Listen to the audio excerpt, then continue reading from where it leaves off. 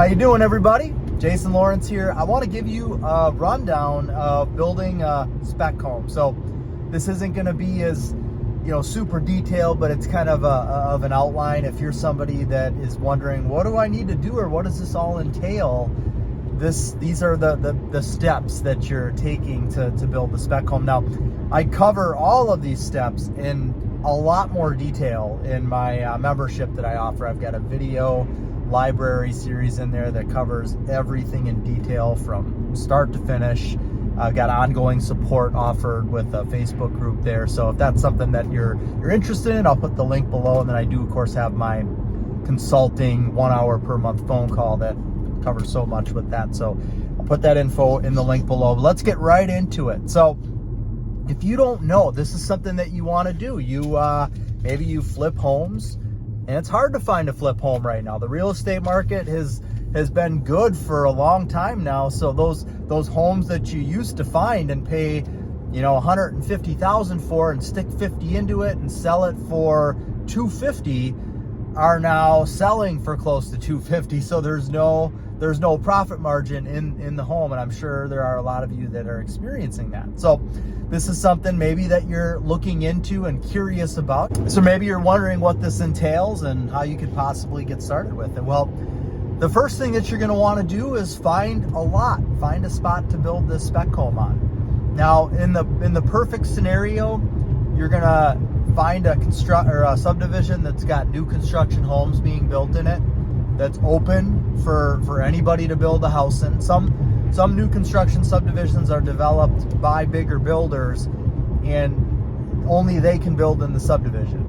You've got to look for if it's going to be a neighborhood one where any builder can build in. So the perfect scenarios, you pull into a subdivision, there's houses being built in there, there's still lots for sale, and you can build on a lot in there. You don't have to build with a specific builder. So you look to see what's going on in that subdivision. What types of homes are being built in there? Are they ranches, 2 stories? Maybe it's a mix. What size homes are being built in there? And what price point? So to find out the price point of homes that are being built and sold in there, you've got a couple different options. Number one, ideally, there's a for sale sign in front of one. There's a builder that's building one of these as a spec home, and you can call that builder and they'll tell you how much they're selling the home for. You can walk through it, get some information, find out the size of it, types of finishes in there, know what the sales price is going to be. Or you can yourself, if you're a realtor, you can have a realtor look at sold comparables in that neighborhood, and maybe there's a home that has recently sold in there that a builder built as a spec home. And so now you can see all the details of that home, square footage, bedrooms, what it sold for. Or you could maybe stop in at a builder's model that's in the neighborhood there and get some information from them as far as like what lot prices are and how much it costs to build a home in there and what types of homes are being built in there. So you can do a little bit of research and kind of at least get some type of a ballpark figure, like, okay, the homes that are being built in this neighborhood are all in between the the $400,000 and $500,000 price range. So at least, that's a wide range, but at least you've got somewhat of an idea there. And maybe most of the homes that are being built in this neighborhood are 2 stories. So you know that, okay, if I build a 2-story home in this neighborhood and I sell it for $450, it's almost a no-brainer that it's going to sell, because there's other 2 stories being built in the neighborhood. They're being built in between $400,000 and $500,000. So that's the ideal scenario.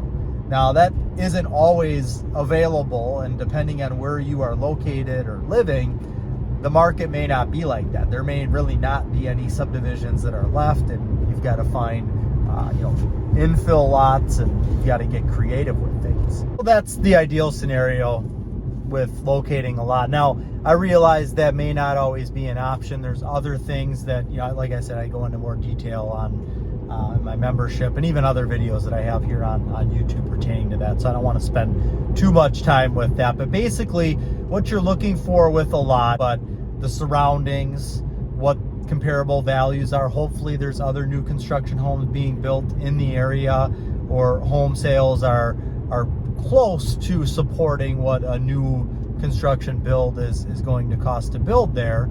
And that's going to help you to identify the type and size of home that you're going to build as well.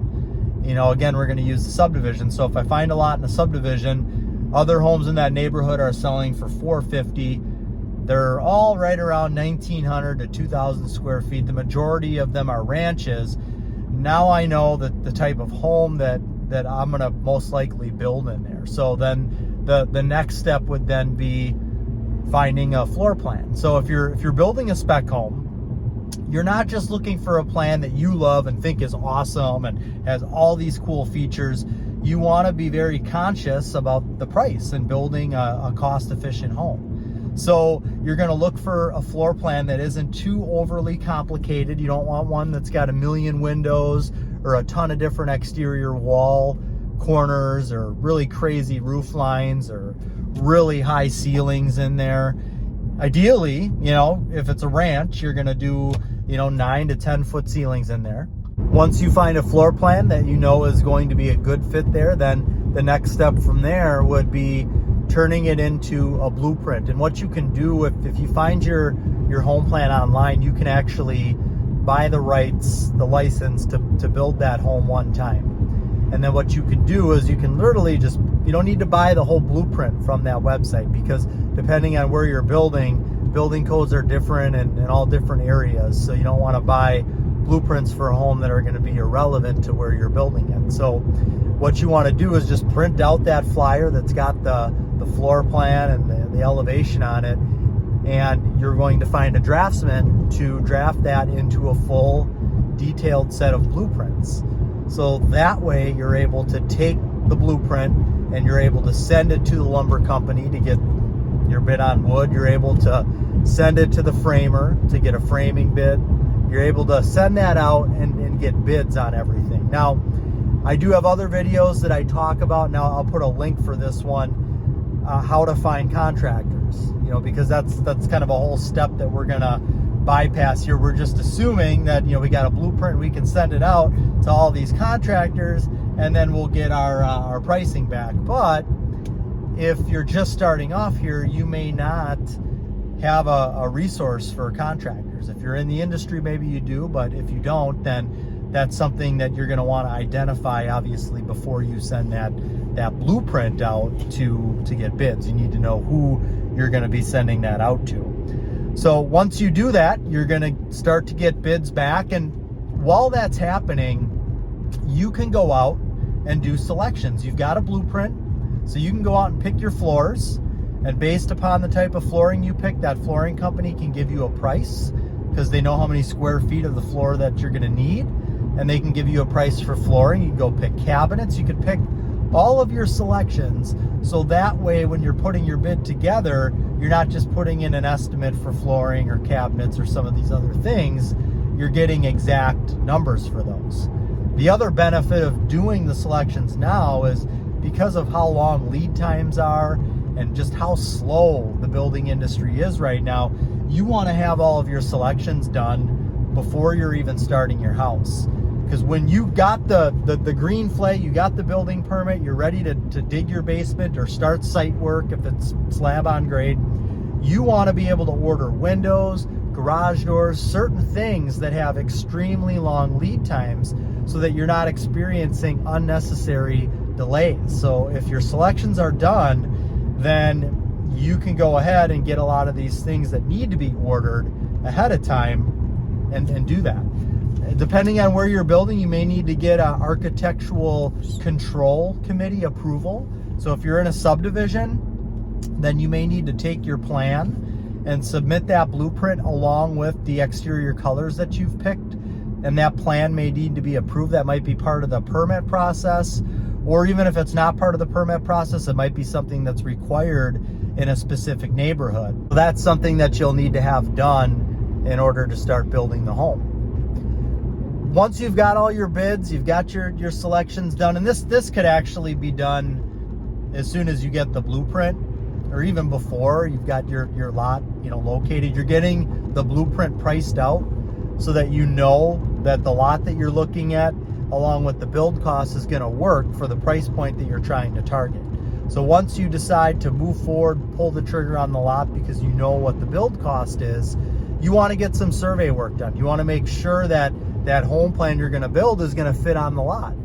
You want to get some topography survey work done. So if it's a lot that's got a little bit of, hilly terrain, or it's not completely flat, you want to know, okay, what side of the house should the garage go on? Do I need to flip or reverse the plan from where it is? So there's certain things that you'll need to know and that you could find out from getting the survey work.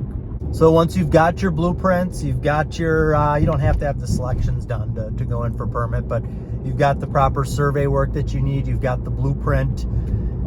At this point, you're going to want to have your cost breakdown put together with all of your bids, because you're going to be getting a construction loan or financing from a bank or maybe another investor. So you want to have that cost breakdown put together. And if you're getting a construction loan from a bank, well, the bank is doing its thing, and you know that you're generally, everything's going to be a go here once they're done with their due diligence.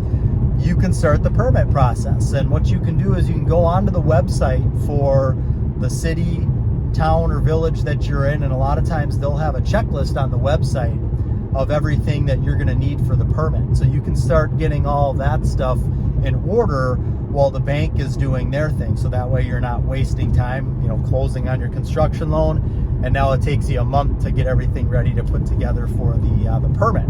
It's something that you can be doing simultaneously with the bank doing its process. So now you're closed on your construction loan, you're in for the building permit. You can get in touch with your excavator or whoever's going to be doing the site work or putting in the foundation, and give them a heads up that, hey, I'm going to be ready to start pretty soon here. Can I pencil you in for 2 weeks from now? You'll want to get the lot staked out from the surveyor. You've got your initial survey work. Now you can go ahead, once you're finalized on the placement, have the surveyor come out and stake the lot, and then give that first contractor, the excavator, the concrete company, the heads up that you're going to be starting soon. Now again, I'm not going to get into scheduling and this is who you need to contact next after the excavator and you need to do this. I've got other videos for that, but again, this is just kind of a general rundown of the process. If you're going to decide to build a spec home, these are the steps that things happen, and this is how it goes from just initially being out there and looking for that lot to the point in which you're ready to start building. So that's all I got for this video. If you've got any questions, let me know. Again, I'm going to put my detail for my services in the details below, so you can check those out and join if you think that would be helpful for you. I really appreciate your time. Hopefully this video helps. If you don't subscribe, please do so. Click the little bell for notifications. That way you know when there's new videos like this that come out. That's going to do it. Take care and God bless.